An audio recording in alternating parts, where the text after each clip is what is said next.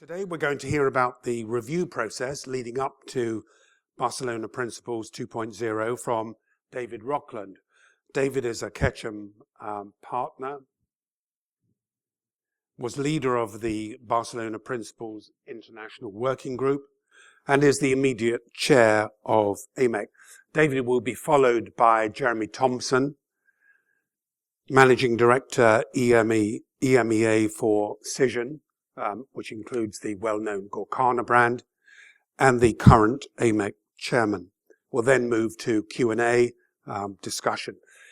Two requests for me, please, in order to really keep this moving. When we get to Q&A, please wait for one of our microphone helpers to come to you with a microphone. Please don't start asking a question without sound. We need great sound on the video. So just raise your hand and we'll find you. Let us know your name and the company or organization you represent. So it's my pleasure to start us off and introduce Dr. David Rockland.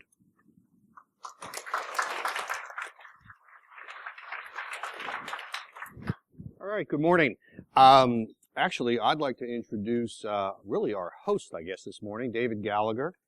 David is the CEO for Ketchum for Europe and many other places, I believe. And he, along with the head of this office, Denise Kaufman, are basically your hosts this morning. So, David, thank you so much for doing this. So, why do we care about the Barcelona Principles? Okay, why is this important? And the reason it's important is, for the first time in 2010, the measurement side of the PR industry really set sort of an overarching global framework. This is how you measure PR. Until that point in time, there had been lots of sort of discussion of different types of metrics, different types of approaches. But for the first time, you had 200 plus companies in a room from 30 some odd countries in Barcelona, all raising their hands and say, yes, this is how you do it. And in that course of doing so, it also brought about alignment. So what had previously been a fair amount of sort of arguing as to what's good and what's bad and whose metric was the right metric, here was a case where we sort of laid down sort of an initial way of thinking about measurement when it comes to public relations. The principles themselves don't write you a measurement program. And sort of if there have been detractors, they'll say, well, they didn't really go far enough. They didn't tell me how to measure my program or my campaign. And that was never the intent. The intent was to say, basically, here are 7 rules, if you will, or 7 ways of thinking when it comes to public relations measurement. Now, we come 5 years later. And just to give you a sense of evolution, when I joined Ketchum 15 years ago, there was a whole cadre of people who sat outside my office who, with a pair of scissors and an X-Acto knife and Scotch tape, would cut articles out of newspapers and magazines, and they would paste them in a book. And that book, the clip book, was sort of how big and how pretty it was our form of measurement. So it's not surprising when 10 years go by, and then we have a first set of principles, to then revisit those principles 5 years later. Our original goal was to make sure that we sort of said certain things were wrong. As we look at now, 5 years later, it's really to try to articulate language about more what's right and what's the right approach moving forward. I have to admit, I was on that stage in Barcelona 5 years ago. I kind of thought this was going to be a flash in the pan. I really did. I thought by the end of the summer of 2010, there would have been some PR press. PR Week would have covered it, PR Moment, a few other magazines, and that would be kind of it. And this moment in time would have been forgotten.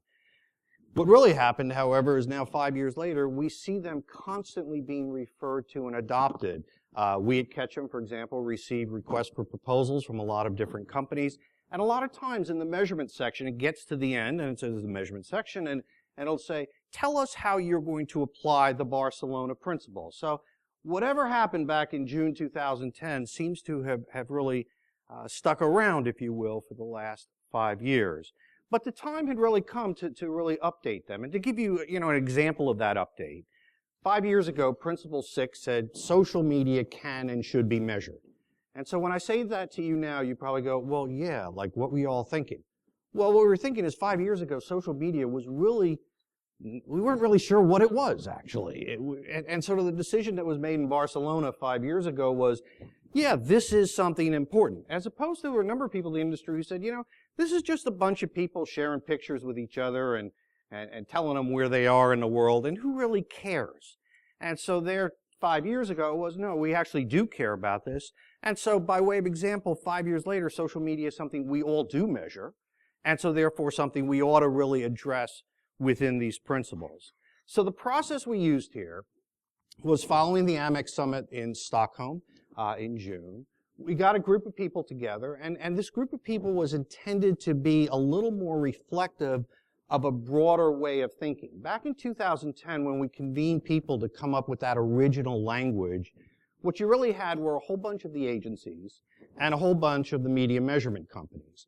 You didn't have government, you didn't have nonprofit organizations, you really didn't have corporations, and you definitely didn't have academia. So this time around, what we wanted to do, and we did convene a much broader group that brought in all different walks of our community. For example, Paul Njoko from the UK Cabinet Office was a very active and involved participant. And Paul, appreciate your input very much. Jim McNamara from the University of Technology in Sydney, another example. All three of the AMEC chairmen from each of the individual regions. Francis's organization was very much involved. Eileen Scheel from the Cleveland Clinic, a big hospital system in the U.S., very much involved. And so what we attempted to do here is really, again, to bring in thinking from lots of different types of organizations to really make the Barcelona Principles really more relevant to communications today as it was intended to be relevant to communications and what it was 5 years ago. So, a lot of the things are the same. This was not an entire rewrite by any stretch of the imagination. There are still 7 principles, and frankly, those 7 principles convey 7 primary concepts, and those concepts have really not changed. They've evolved, and certainly what we'll talk about this morning is that evolution, but they fundamentally haven't changed. There aren't 20 new principles, and nor should there have been. If you think of what principles are intended to be, they're intended to be, sort of basic foundational facts almost about how you approach a particular question. Those facts shouldn't change over time. The situation around them and how you express those facts, however, does change, and that's what we're talking about this morning. Certainly the principles begin with the idea of you don't go do a measurement program unless you have first written your goals and objectives. It isn't you go and you get your results and then go, okay, well, let me write the goals that would fit those results that I went ahead and achieved or got. The lexicon, and this is very important, is this third bullet down of outputs, outcomes, and organizational results. In 2010, there were lots of different words being applied as to how you measured public relations. We had words like the ones we use, outputs and outcomes, but we also had outtakes, outgrowths, I think we had outcasts. We had a lot of outs, and basically, what Barcelona did in 2010 and then sort of validated here 5 years later was to stay with that lexicon of outputs is what you get in terms of, think of it as media results, outcomes, how audiences or stakeholders change, organizational results, the effect on the organization from those changes. The concepts behind what was sort of big news in 2010 was there was a declarative statement that said AVEs are bad. And for those of you who don't live this every day, AVEs is the practice of saying, okay, if I got a placement in a newspaper and it was this big, how much would this big have cost me to buy as advertising? Therefore, that cost must be the value of public relations. And the industry said, no, that's a bad practice for lots of reasons, and I'll touch on a couple in a moment. That hasn't changed. That badness has not changed. And here again, these principles sort of reject that same idea. And then the concept of transparency, and I'll get into it in a moment. That concept was very important. It was an intent in 2010 to basically say we need to create, as we measure PR, metrics that are very clear to the audience, very clear to the client or the organization. What does the number 12 mean, for example, with your net impact score? How would you explain it? How would you calculate it a second time? And those concepts have been broadened in the course of today's Barcelona Principles in terms of really expanding that to a great deal more types of measurement as we look at the communication world right now in 2015.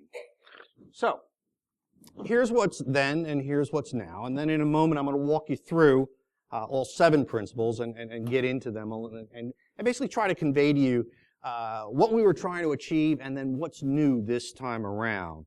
You know, basically in 2010, it was a place to start. It was what made Barcelona exciting was it was the first time that let's call it the measurement PR world, basically got together and said, this is the approach. This is what we can agree on. Until that point in time, there were lots of people with lots of different types of metrics and thinking and everyone arguing as to how you approach things. And this was to basically set a course in motion that 200 some odd companies in Barcelona and probably in the end a couple thousand organizations have then adopted.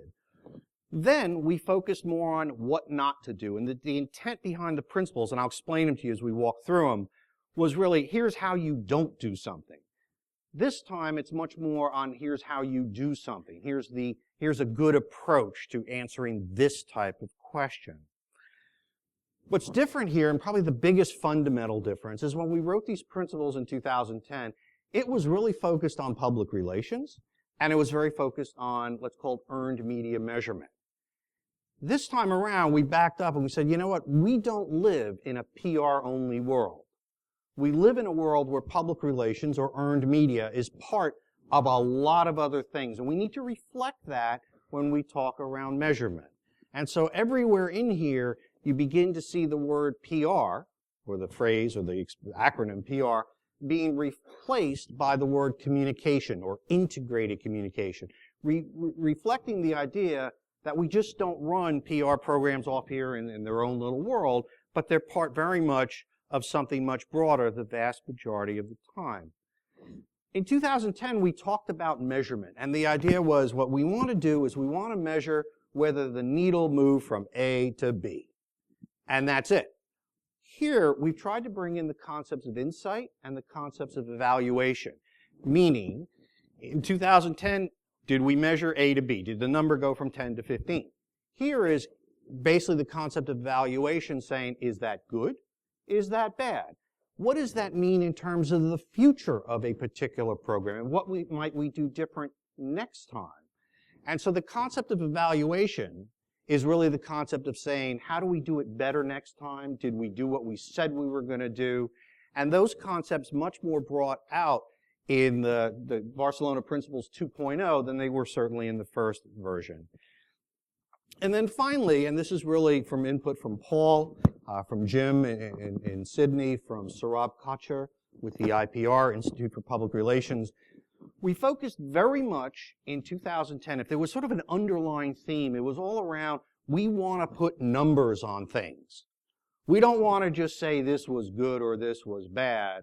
We don't want to just talk about success. We don't want to write goals like I want to drive media coverage. We wanted to get people to start, in our world of public relations, putting numbers as to how much is good and among whom is good.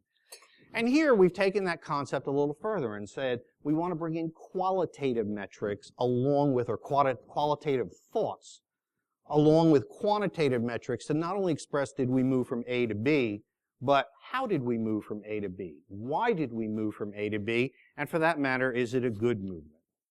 So, here are the original principles, and here are the 2.0 principles. And I think one of the things you'll see is the writing got a lot better in the last 5 years. The principles as we wrote them in 2010, and again, imagine what you're doing. You're coordinating, I remember in 2010, it's probably 50 different people are each contributing thoughts and ideas and words. And I did coordinate that process, and frankly, I was getting very sick of it when we were only about 10% the way in. I was really sick of it by the time we were done with this. And frankly, what we did is, you know, we had language in there that everyone would agree to, but it was not perfect. This time, really with the help of our APAC chapter, what they did is they really rewrote these statements, as you see here, so they're actual sentences that actually work in the language of English. Assuming you think Australian is English, this is basically how this was done. You also see a couple other ideas manifest themselves just in this quick little write-up. One is you don't really see PR expressed on the right side of this page. You see communication instead. You don't see business results, you see organizational performance. Again, an attempt to be much more inclusive of the many different types of organizations that rely on communication as part of how they run their organization. And again, the concept of qualitative along with quantitative metrics became very important. So what I want to do is walk you through for the next few minutes the 7 principles and really talk about what was the intent and what's different now. And then I'll turn this over to our esteemed chairman of AMEC to talk a little bit about Measurement Month, among other things. So, Principle 1. Principle 1 was basically, again, with the idea that we often were doing PR programs with goals and objectives that were totally not clear if they existed at all. It would not be uncommon for someone to come down the halls at Ketchum in our New York office, of course not in our London office, but our New York office where I happen to live, saying, measure my program. And the first thing we'd say in our little measurement group was, well, what were you trying to achieve? I don't know. It was a great program. It was a great program. Just measure it for me. And that was a common practice, believe me, not just at Ketchum. It was a common practice everywhere, that we didn't start a communication program by writing what we were trying to achieve. And so Principle 1 was really intended to get at the idea of writing goals and objectives first. Here, 5 years later, that practice, I think, has certainly taken hold. Excuse me. But we tried to bring in a few other ideas. First of all, the idea of SMART objectives or SMART goals that are very clear. What are the dimensions that work in a goal? We still stay with the idea of if you're going to write a good goal or a good objective, you have to answer basically these 4 questions of who are you trying to affect? What about them is going to be different? By when do you intend this to happen? And how much or what kind of change is good? So that didn't really change, but here we've tried to broaden it a little bit. Part of that broadening is, and this came from some of the comments from the Global Alliance, and I should indicate that, as you can see on these logos and this banner, there are lots of different organizations that were involved in this, all of whom have signed on to these new versions. But by example, Anne Gregory from the Global Alliance said, you know, the whole Barcelona Principles are written as though you run a communication program one time. Okay? It's a campaign. It has a start and it has a stop. But a lot of communication programs are run continuously. And so we ought to be able to account for and write goals and objectives for basically cases where you're looking at incremental change over time of a program that continues on a regular basis. And so we tried to bring in that thought. And then the last bullet on this particular page is, again, to recognize that we live in a, let's call it a peso world, a paid, earned, shared, and owned channel world. In other words, audiences we are trying to affect are not only affected by earned media or communication or, you could argue, PR, but in fact, that PR or that earned media takes place along with advertising, and it takes place with shared media, it takes place with owned media. And so we really ought to be thinking of goals and objectives, and hence their measurement, from the perspective of living in this integrated environment. So this concept of integration, which was nowhere near apparent in 2010, is very much apparent in this updated version. Principle 2. When we wrote Principle 2 in 2010, it really had what I would call a marketing communications focus, which was basically written around the idea of, if you know the term, the purchase funnel. If I want you to buy something, first I have to make you aware it actually exists. Then you need to know something about it. Then you need to feel good about it or perceive it to be something you want. And then ultimately you may in turn buy it. But it was written with that in mind. Really a marketing, sell you a brand. How do I get you to buy a particular type of toothpaste or car or medicine? Here, and particularly with Paul's help and Jim's help and a lot of other people who had input into this, we really said, wait a minute, we ought to be thinking of the concept of outcomes much broader than that.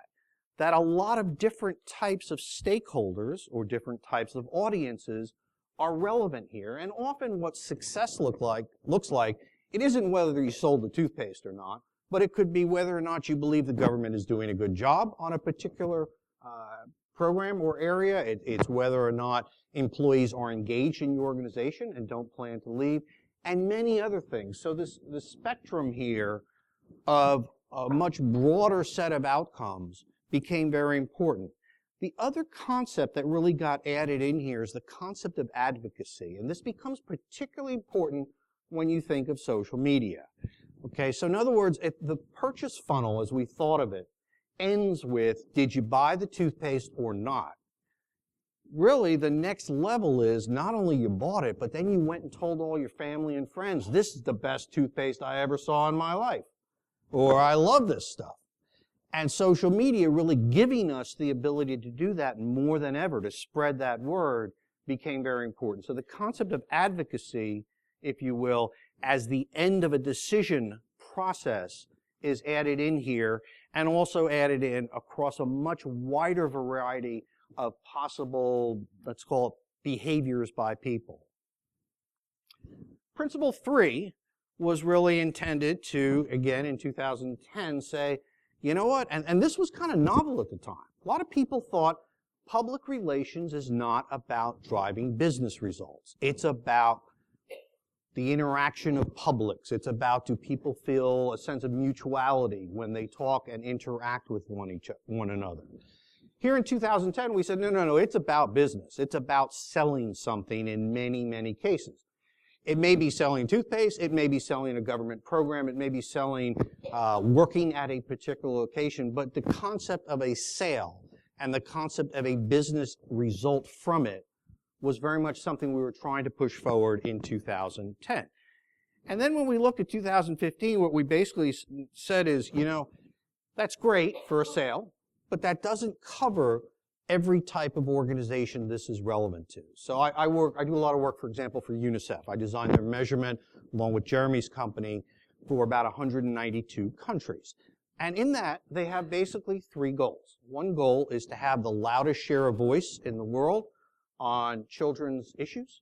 The second goal is that by the year 2017, they want to reach 1 billion people across the world. And the third result is that 50 million of those billion people take some form of action or advocacy on behalf of children's rights. None of those really lend themselves to the idea of business performance the way we were thinking of it.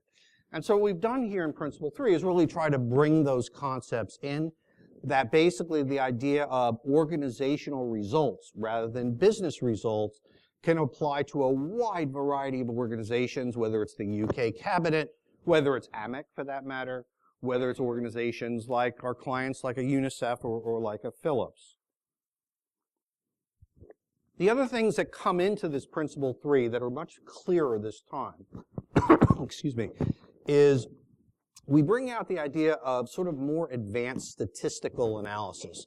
I have my doctorate's in economics, and there's a term called econometrics, which is basically the idea of causally predicting what's going to happen, holding everything else in the world constant. And so what we tried to bring in here this time was to reflect a relevance of more advanced causal modeling of how people and how publics make decisions, how publics behave in terms of how we evaluate programs. And it's really to give a place, if you will, in the communication measurement arsenal of much more advanced statistics than have been traditionally used when it comes to evaluating our programs.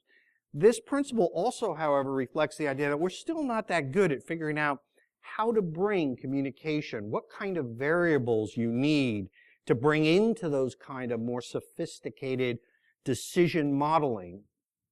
But at least here what we've decided, and we've said, and we've all agreed to, this is an area that we need to do more of if we're going to have new principles or updated principles in 2020, let's say, that by then hopefully we'll be able to express a little more of sort of what are best practices in bringing communication into causal modeling, often in the form of what we call econometrics.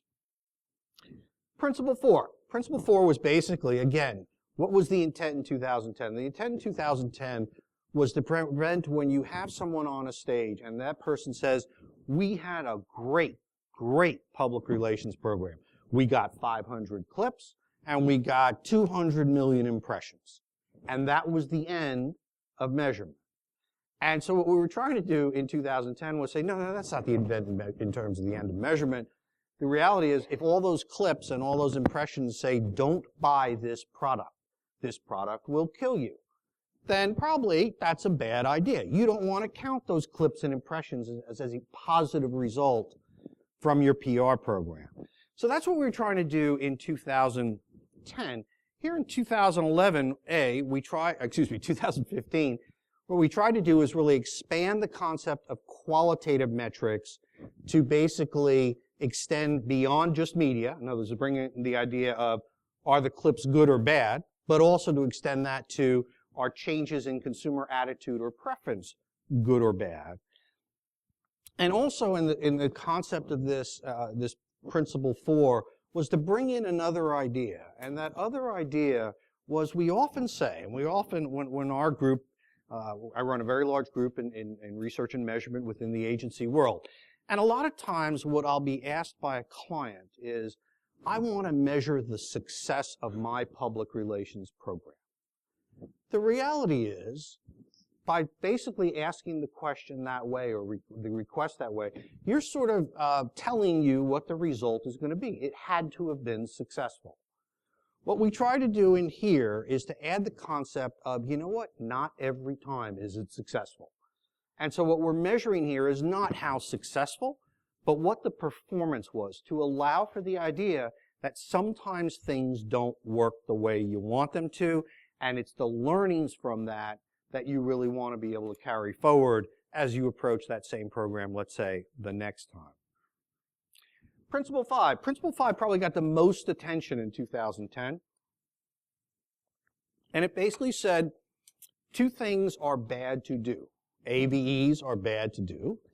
And the concept of randomly assigning multipliers that imply that earned or editorial media is better than paid or advertising media, that you automatically assume that. So there'd be a habit of, you take the AVE, the cost of advertising, and you multiply it by something, 2.5, and say, okay, well, that's the value. That whole process is flawed, broken, and wrong. That's what we were trying to say in 2010. And basically in 2015, we're not saying anything different. It's still broken and wrong. Nothing changed. All we've done here is really to bring in the word communication instead of public relations to make it much more broad. And then also the idea, the way we had it before was just about the space, the amount, again, literally, how is it a quarter page? And here we tried to bring in space as well as time to basically reflect a much broader cadre or thoughts around media. Principle 6. Principle 6 actually didn't change that much. I thought when we started this process with all these people providing input that when it came to social media, we'd have lots more to say and do and talk about in this particular principle, but the reality is we didn't. But the intent became very different. In 2010, it was basically to say, yeah, social media is for real. We ought to be measuring things like Twitter, Facebook, blogs. Because frankly, and literally, you may go, well, that's kind of course. Hasn't that always been the case? No, that has not always been the case. Social media really didn't exist in any particularly big enough to measure or care about manner until fairly recently. And so in 2010, we were just giving it validity. In 2015, we said that's still right, and a lot of that language works, but what we want to add in is the term consistency in terms of you measure social media and you think about its measurement in the same way as you think about, let's say, more traditional media. And so if you're talking about, going back to principle 3, econometric modeling of how do I cause something to happen, what this is saying to you is bring in a data stream called social media, and that is part of what is going to cause something to happen. The other part of this, the language behind the single statement, that's the principle. And it's really, I should have mentioned, with every principle, they've often been referred to as just the statement, just what you see on your right side of the screen. What's more important is the language behind it, and that's really where we spent the most time in this refreshing. But it was really intended here, what we brought in is the concept of, there are these things called vanity metrics, like likes. Likes on Facebook is a vanity metric, okay? You got lots of them, but do they really matter? Not so much. What you really want to be referring to more in social media is the concept of engagement and how much are people engaging and interacting with your content, with your photo, with your ideas, as opposed to somebody just hit the like button on their Facebook page. And finally, Principle 7. Principle 7 was intended in 2010 to, again, there were lots of companies that had these weird metrics that were unexplainable to the normal person. In fact, they were probably unexplainable, period. And what we're, as an industry, a measurement industry, what we're trying to do is say, you know what, if you're going to produce measurements and you're going to tell a client and organization, here's how you did, they ought to really understand what that number means, what it means to their organization, and if they had to do it all over again, how to calculate the same number again. Here, in terms of Principle 7, 5 years later, we've tried to bring in a few different ideas. First of all, the folks who are very much qualitative researchers objected to the term replicable, because replicable is basically a quantitative concept. You do a survey, you get a number.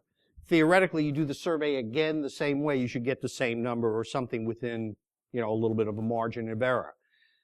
Here, our qualitative research friends were saying, no, that only works for quantitative if we're going to bring in the concept of qualitative research, understanding why people do things, for example, what motivates people to do things, for example. We need to get rid of that word or assign it only to quantitative measurement, and then bring in words like trustworthy or transparent or honest that are more relevant to the qualitative approach. And so we've done that here. We've also tried to add language, and if you see the full text, we've tried to indicate what makes for a good survey, what makes for a good media measurement, what makes for a good focus group, by way of example. But the one other concept that's in here that was not there before is sort of one of my favorite concepts. In fact, it may be my favorite measurement concept, which is that of context. And to give you an example, a lot of times we run surveys or we do media measurement where what's really important is, and this is particularly true in social media measurement, is to understand the context of what is going on in the world when you do that measurement as you try to explain the results. To give you an example, last August, we run surveys constantly for clients, a lot of tracking surveys.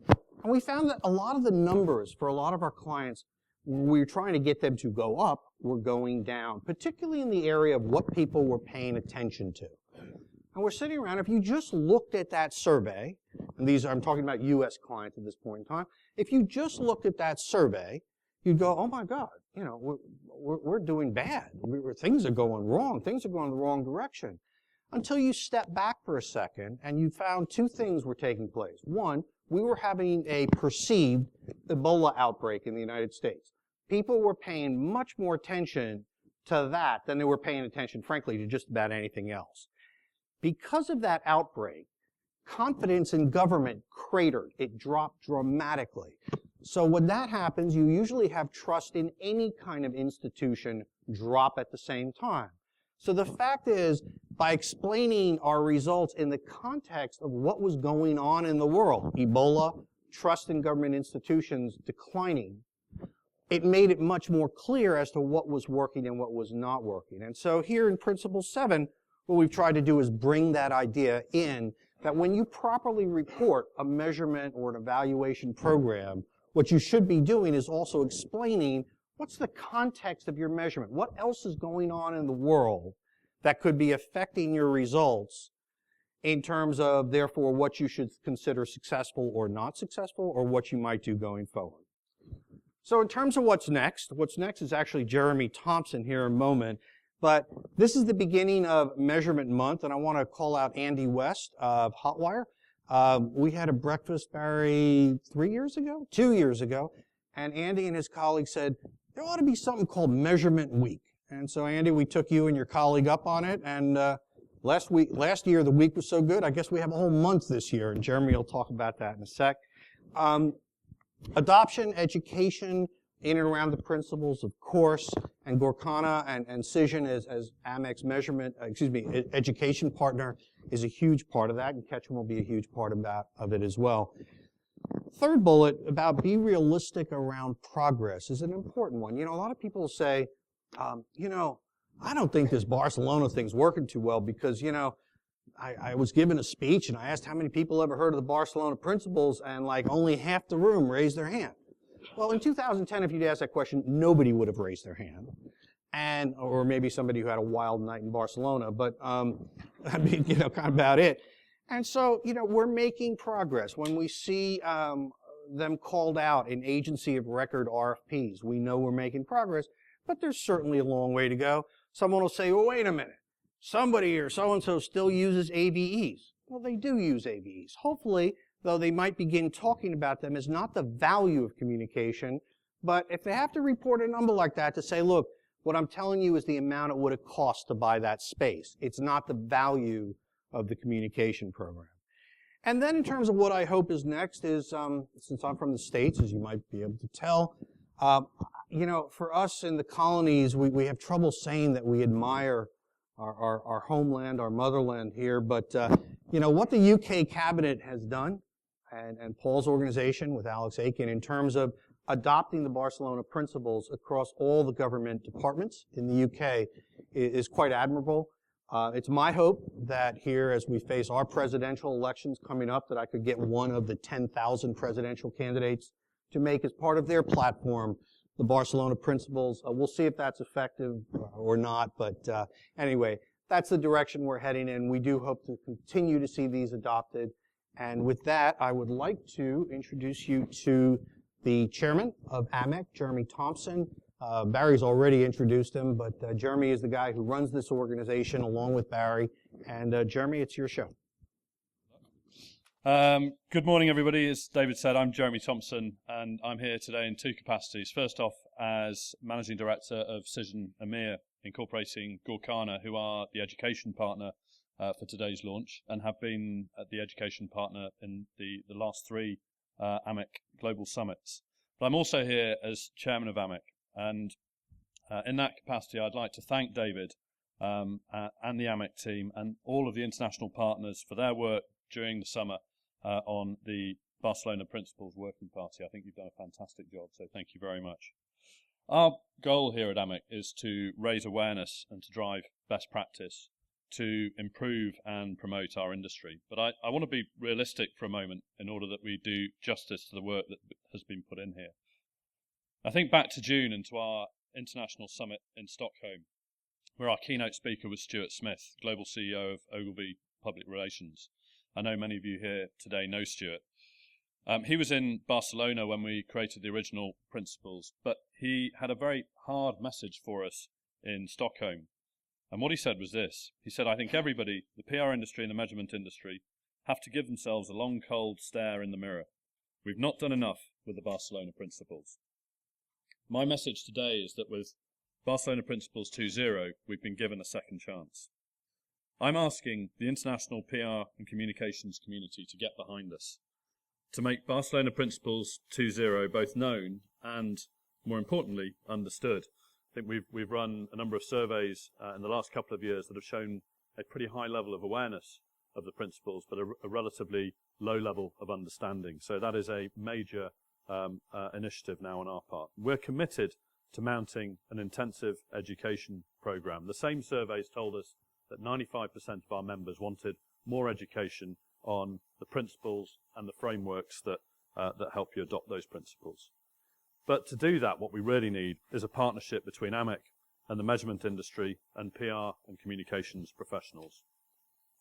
Specifically, we need the help of PR consultancy group CEOs, especially those with global networks, of PR associations who took part in the working party, including the PRCA, the CIPR, ECO, and the Global Alliance. And we need your help in reaching the major audiences of Asia Pacific, the Americas, and Europe. Today's launch is a major initiative of AMEC Measurement Month, which started on Monday. It is evolving all the time. I think the slide says 25 countries. It's already been updated. So 50 events in 25 countries from Asia through to Latin America. And all of those events are free. They range from breakfast briefings to webinars to, I'm very proud to say, Gulkana are sponsoring the closing party at the Hamyard Hotel on September the 30th. And I hope then that we're celebrating 30 days of education, information sharing initiatives that really help us to drive this industry on. If you want to find out more, go to the AMEC website, specifically amecorg.com/measurement month. As David said, last year we crammed an awful lot of events into 1 week. We decided this year that we were going to spread those out over the course of a month to help more of those people who contribute to the events, to help them spread themselves across the month, as opposed to having to end up doing 2 or 3 events a day. But also to enable all of you and all of our friends and partners around the world to take part. So please encourage your staff to take part. It is a wonderful initiative, and it is all free. So my rallying cry this morning is, first off, find out more about the principles, again at the AMEC website, amecorg.com/Barcelona Principles. Please tweet your support at #Barcelona Principles. And get behind AMEC and its international partners to support the adoption of Barcelona Principles 2.0. Just once again, I really would like to thank David for the work that he has put in. He was instrumental first time round. He has been again. He keeps wanting to retire from his duties at AMEC. We're not going to let him, and we're thrilled to have him here with us today. And I'm sure he'll have an opportunity to talk to you afterwards. But that's it from me. Let me now hand you back to Barry for our Q&A session and our discussion. Thank you very much.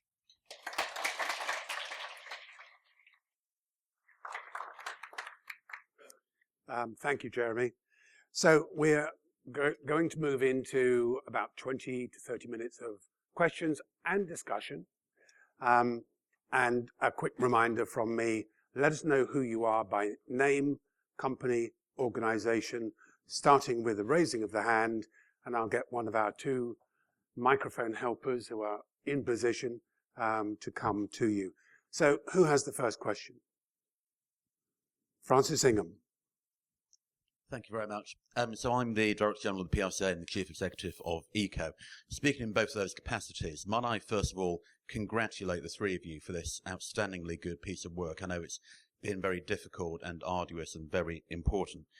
In Stockholm, you asked how we would get trade associations around the world to engage in this. And I said that I could commit the 31 associations of ECO to engaging in this process. And I think we did that pretty effectively under your chairmanship, David. I think it's important we go further with this and we don't just let it die here. And I know that's something we would all agree with.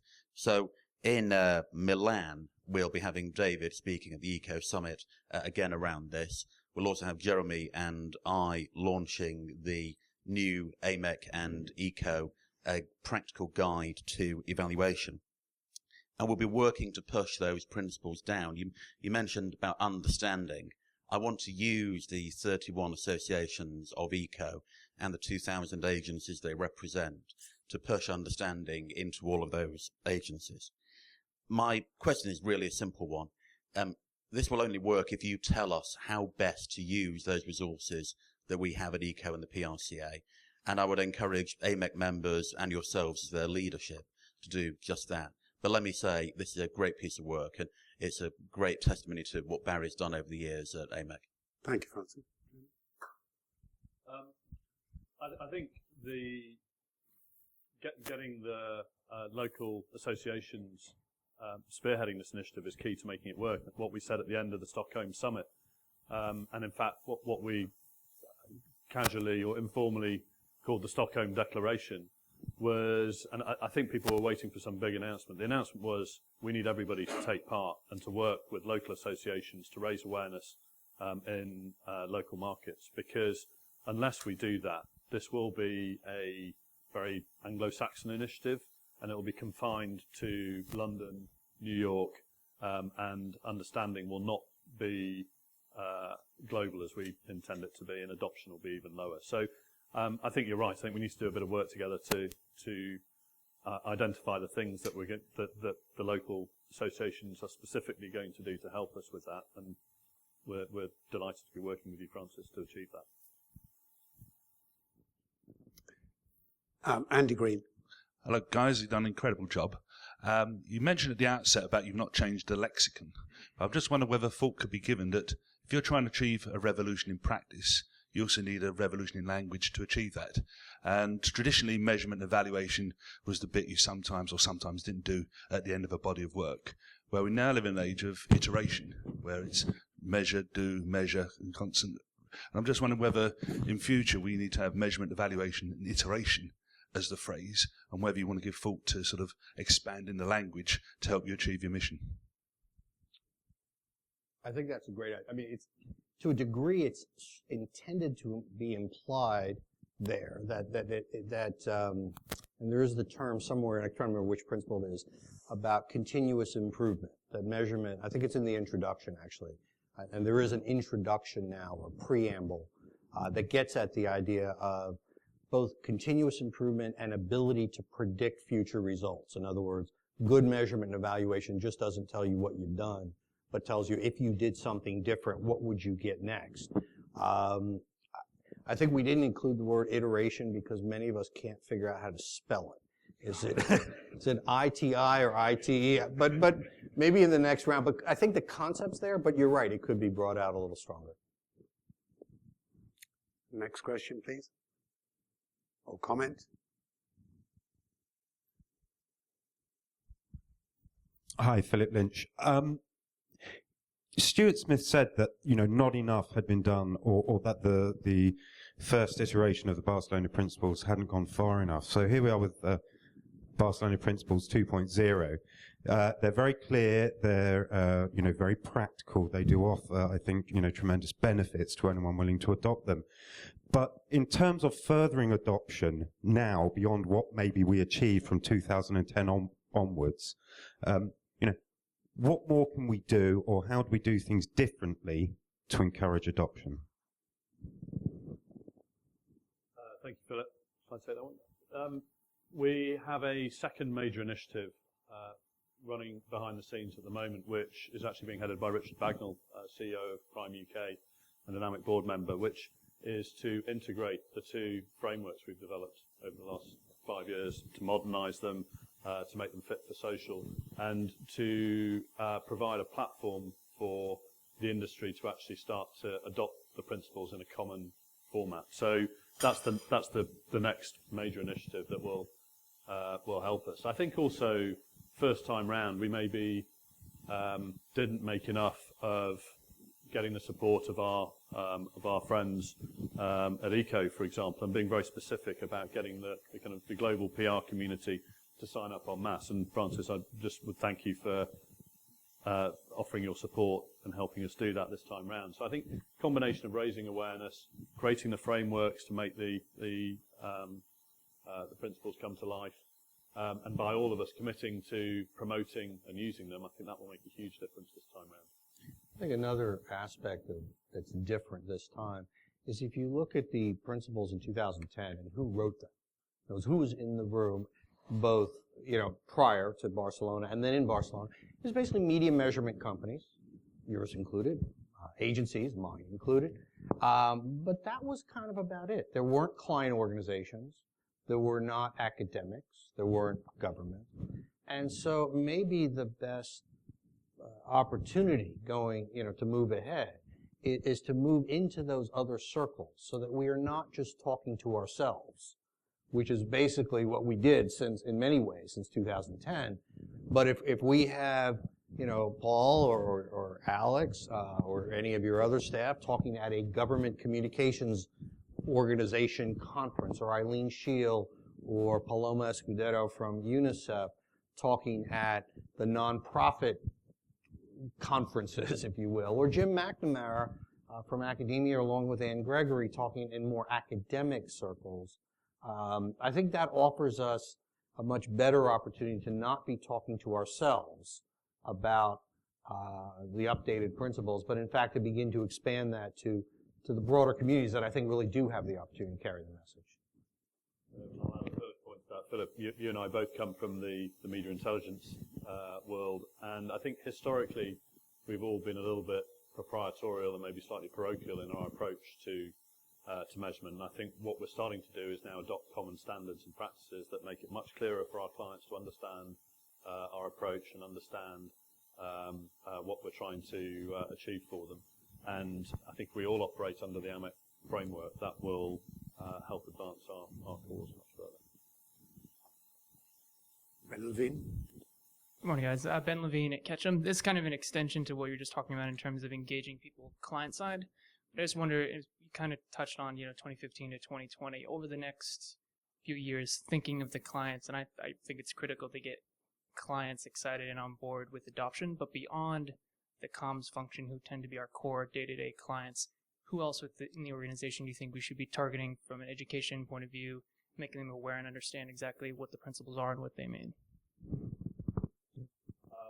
I would love to educate everyone from the chief exec down. I mean, we work for a lot of chief execs, but I'm not sure they really notice what we do. Most of our chief exec clients are getting alerts telling them the 10 things they need to know every day. But they have no, I don't think they really see that as part of the kind of, the PR program of that organisation. But I think we would like to educate everybody in the organisation that can benefit from the data and the advice that we provide. And I think that the growth in the industry is demonstrating that large organisations are taking PR more and more seriously. Reputation management is big business. CEOs are paranoid about it. We're the gatekeepers of it. So I think that there is an opportunity to work way beyond just the PR and comms function and demonstrate the value of the work that we do. If I can come in on that, Ben, to your point, I was talking to a London AMEC member yesterday, London head of a global PR firm, and to David's earlier point about measurement showing up in RFPs, he was saying that very specifically on a pitch that he had taken part in recently, there was an expectation in the measurement section of the RFP that the PR company understood and adopted and endorsed the Barcelona Principles. 2.0 offers us the best opportunity we've had to take the measurement message much further than we've ever done. Get it out to the client community on a worldwide level. I think, Ben, just if I can add on, it's a thing to be thinking about, I believe, is what if we're looking at 2020, then what does the world of PR and communication look like in 2020?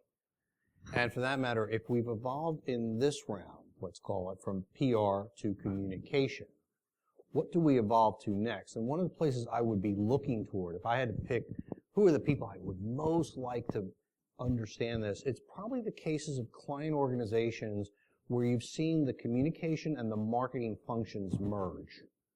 And as you see that taking place, where there isn't just PR off there by itself, maybe even reporting to human resources instead of part of the organizational business functions, if we look at companies that are moving in that direction, where they're considering really paid, earned, shared, owned media channels and reaching consumers and other stakeholders through a whole array of different mechanisms, companies that are moving in that direction, to me, are the ones that we can get in front of those people, again, on the client business side.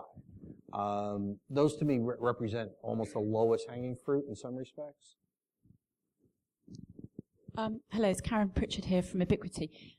You've just answered what I was going to say in part, David, but I was also going to say, to go back to Phil's point, and Ben's actually, that we're finding that we need to educate procurement. What we're trying to do here is show the value of communication. So right at the planning stage, make sure that procurement are including a proper amount of money for this evaluation. So I would say that's a practical point just to look at, is the planning for these right at the beginning. Before, normally it's right at the end, someone's saying, oh, how do we prove this has worked? So we'd say do that right at the beginning. Okay. And Karen, by the way, I should have acknowledged you. You were one of the big contributors in this round, and thank you for doing that. That was David Gallagher from Ketchum and from ECO, and that was actually my point too, to get very precise within the client organization and educate the procurement departments that this is best practice and the best use of client money. So thanks for making my point. So I'll just add my congratulations. I think this is a great update to the message. I think the message was pretty good before, but I think these refinements help it. I would encourage you to have the messenger not be the measurement community who stand to gain from selling more measurement services, or even the PR community that stands in the way of the budgets that go to this or stand to gain, but have the client organization, and more specifically as the messenger, and the procurement department as the intended audience for this. Thank you, David. And to that point, we don't know it all at AMEC, and we can't do it all. So we welcome ideas on your ideas, how to reach the client community. If anyone's got a particular idea, how to target the procurement community, please let us know. We're all ears, literally, in taking that forward. I think, just to that point, we have more client members now of in-house members of AMEC than ever before. Yes. And we're actively promoting membership to that community. We want them in the room, not outside of it. Question at the front. Okay. Hi, Matt Cross from Hotwire. Without wanting to be too glib about it, how do you propose to measure the impact of this campaign, and what specific KPIs are you putting behind that? That's a question for Dr. Rockland. Well, that's a good question, isn't it? I mean, if you were to, I'm going to totally wing this answer. I mean, probably at, the simplest. And it's a very good point, actually, now that I think about it. We haven't really set metrics for this campaign, but certainly, in terms of an annual survey, and each of the member organizations who contributed to this do annual surveys, ask about awareness of and knowledge of the Barcelona Principles. That would be an example of something we could easily track and look at. But I think we should maybe think that through a little bit more in terms of government adoption beyond the UK, which has done a fabulous job, but where else can we make that or encourage that to take place?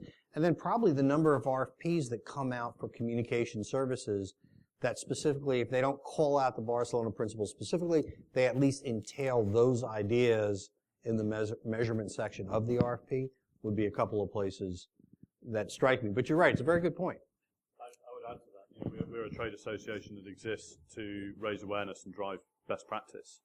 And one of the ways we'll do that is by growing our membership. And Barry has very clear membership targets to reach, and he has a budget to hit to help us deliver events like this. So there is a purpose behind doing all of this, and awareness is at the heart of it. But you're right, we should be practicing what we preach. We'll take that on board. More soon. So we have a question at the front here. Hi, Callum McCall from LiDAR London.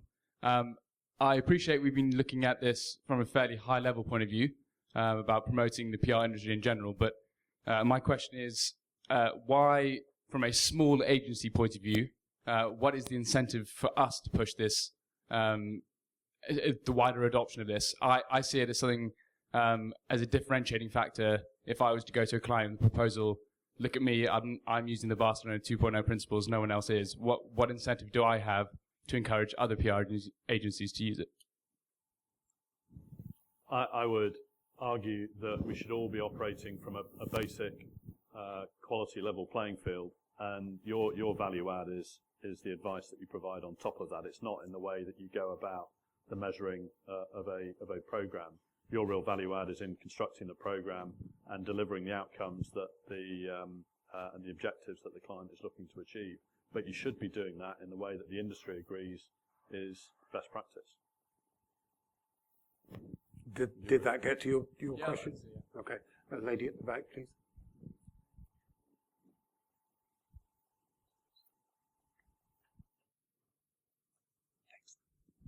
Hello, Żaneta Leszczyńska, Media Tenor, Czech Republic.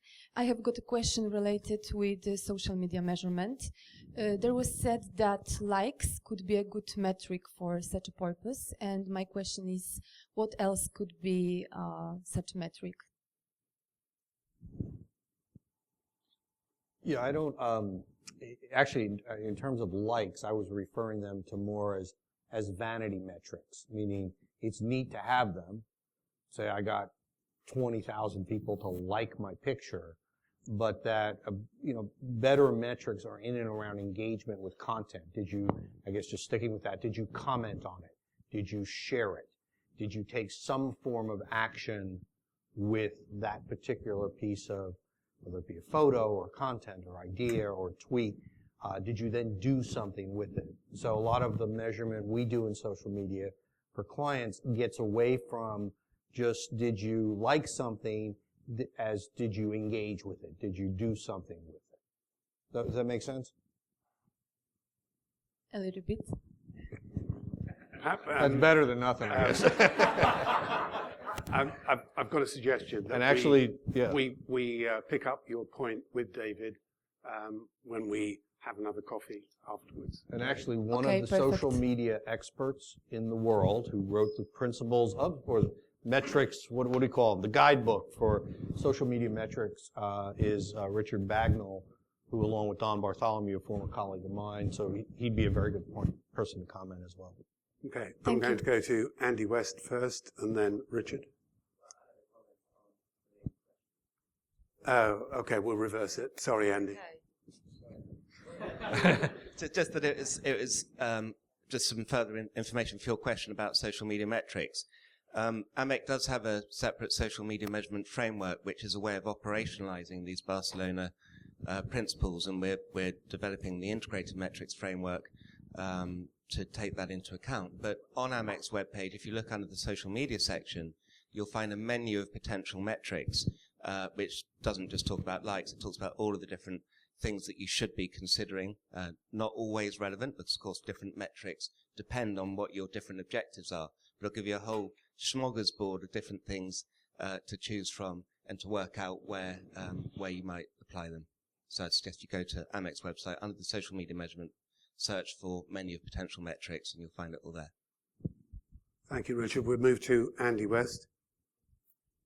Thanks, Barry. It's just really a question, I guess, for Jeremy around education, because I completely agree with the principle that we should push this from the top down, and I think your call to action to the agency chiefs is absolutely right and proper, and I hope the agency chiefs take note. But also, what about from the bottom up? So I'm just wondering, from an education partner perspective, how much is being done and what more could be done with the universities, the undergraduates, the postgraduates who are joining our agencies, and who currently, if I'm honest, seem to have quite a low appreciation of the Barcelona Principles, and what more could we perhaps be doing to target that community? I'm very keen to take this one. Yes, I am. Thanks.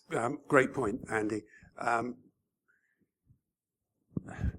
Not for today, but we are working to establish an AMEC academic group.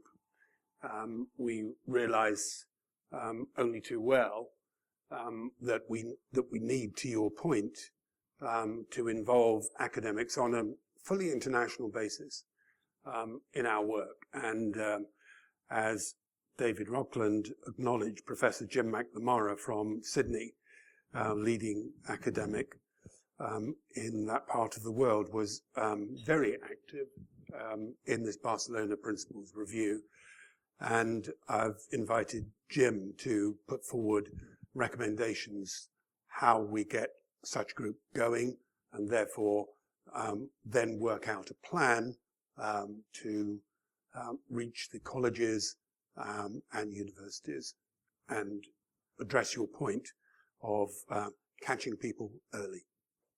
I think it's also worth saying the AMEC College also provides an opportunity for young graduates to come and learn about best practice, learn about the principles, learn how to use the frameworks, and you can find out more about that on the AMEC website. I've got one question lined up, and I'll take one more after that, if anyone has that question, because I sense that a need for coffee and a pastry is becoming clear. Please give me your name. So I'm Mark Gibbs from Three Monkeys Communications. My question is, I'm obviously all for measuring in an integrated sense across the various channels, but what advice would you give to a PR agency who's approached by perhaps a marketing director and says, brilliant, across my paid, across my earned, across my social, I know my target audience have changed their awareness or their behavior, but what specifically did PR do? Like, what advice would you give to us to be able to potentially pull out the value of our activity beyond just saying the brand's got somewhere, such that they could say, okay, we'll put more budget towards PR? Or how do we demonstrate our value within that mix? I mean, I think to answer your question, and actually in the revised Principle 3, there's intended to be language that to a degree answers your question in part. And what it's to recognize is the first question you should ask back to that a marketing director is, to what degree do you use any kind of market optimization or sales optimization modeling in what you do as a company? Because often in those models, what you're able to do is to bring in what's the contribution made to each relevant channel, along with, frankly, if you do it in a tracking survey format, each relevant message or messenger, to be able to clearly say, okay, this amount came from this amount in interaction with this, advertising, let's say, created this result. And so a lot of times what we find with our clients anyway is the client has the tools to answer the question you just asked. But often what they're turning to the PR agency for is the cool, fancy, creative idea that then, to your point, may get implemented across lots of different channels, but you never see or you're never aware of the contribution made by the channel over which you have control. But the organization often very much has the tools to do it. And so what we're trying to do in Principle 3 is to bring in the idea that these tools, which have existed in other forms of marketing and communication for a long time. They've certainly existed in advertising. They certainly exist in direct mail, point of purchase displays as examples from the marketing world.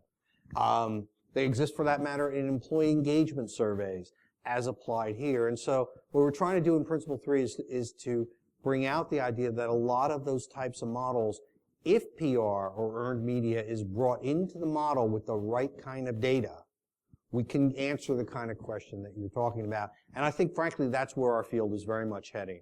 And I think the answers, at least that we see when we do these kinds of analyses for clients, is it's very rare that you will ever see PR have its own impact by itself. It is much more common that PR as a channel, or earned media as a channel, interacts with a number of the other channels to create a better result. And that's the key, I think, in the world that we live in going particularly forward, is we have to recognize, and that's what these principles were intended to address, we don't live in a PR-only world, and certainly by 2020, we're definitely not living in a PR-only world. We're living in an integrated world where all these channels interact with each other to create some kind of result, whether it's employee happiness or you buy toothpaste. I think the good news is you are, at Three Monkeys, a pioneer. You've adopted a version of the AMEC frameworks to great success, and I think some of that success was recognised at the AMEC Awards this year. So thanks for doing that. So, final question or comment? Have we got two contenders? Okay. You've both asked a question before. I'll come to both of you, but may I ask you to keep the questions tight, please? Andy Green. Pick up on Andy's point and share a very brief story. I do about 15% of my time lecturing at university, and earlier this year I was asked to deliver a module on campaign analytics. And being very lazy, I approached 4 or 5 mates in HE and said, have you got anything on campaign analytics? And all of them said, no, we leave that to the digital marketing people. And I just really was a wake-up call that we've got to be alert to this. So it raises a question. What do we do not only just to grow PR people, but also extract this agenda from other marketing and communication disciplines? I think we need to be more proactive. One thing we see as a measurement vendor is that all too often, if we go in and try and bring social into the mix, on occasions we'll get people saying, no, that's not our remit. That's a separate team that sits somewhere else in the organisation. Well, it should be our remit. It should be their remit. If they own reputation, if they own measurement, it should be across all media, and they should fight for it. So I would urge us all to be more vocal in taking ownership of social from a reputation standpoint. I think that's critical. If we leave it to others, they'll eat our lunch. Okay, I think to a degree. Oh, sorry, Dave. No, carry on. You know, in a way, we've seen the digital agencies take on the PR world and win a lot of the time. And we sit back and we complain about it and go, oh, woe is me, that's our space. How come they're taking it? And I think, again, turning back to the principles, you know, our opportunity to take that back, at least from what I've seen out of digital agencies, is to be able to express digital or social outcomes in terms of how it's driving an organization's results. A lot of those digital agencies can give you plenty of metrics, and they're very, very, very good at it. Our ability to incorporate those metrics into other data sources around earned or paid or owned channels, and then and translate that into what it's doing for the organization is probably our higher road, that at least it's embodied in these principles, and that's what it's intended to reflect. I think sitting around complaining about the digital agencies eating our lunch is probably a waste of time. Phil Lynch. Thanks, Barry. Just one final observation in response to a couple of questions there have been that seem to hint that there is a risk that the Barcelona Principles may homogenize measurement, that it will lead everyone to do things the same way. But as foundation principles, surely they are actually going to just encourage people to innovate more and differentiate more. I think we should all adopt a basic set of principles and standards and build off that. I think that the growth we're seeing in the industry, the media measurement and the PR industry, is because we've been starting to do that over the last 5 years, where a lot of the feedback we get or the research we run suggests that the kind of mystique of measurement is starting to ebb away. And it's only by signing up to a common set of principles and adopting a common set of frameworks from which we then build that we'll achieve that. So I think this is a good thing.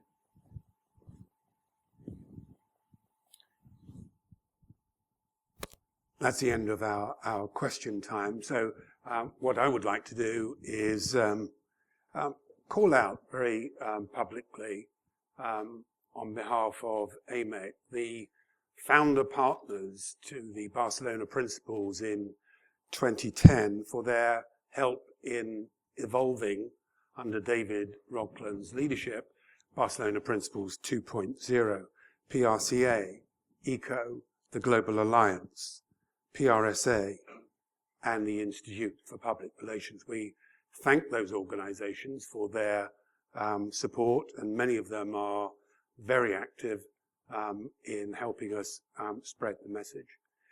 My thanks on behalf of AMEC go to everyone here today for showing your interest. As I said earlier, we welcome feedback, welcome ideas. And finally, our thanks to Gorkana, our education partner, and thanks again to Ketchum and to David for our help in organizing today's event. Thank you very much. Good job.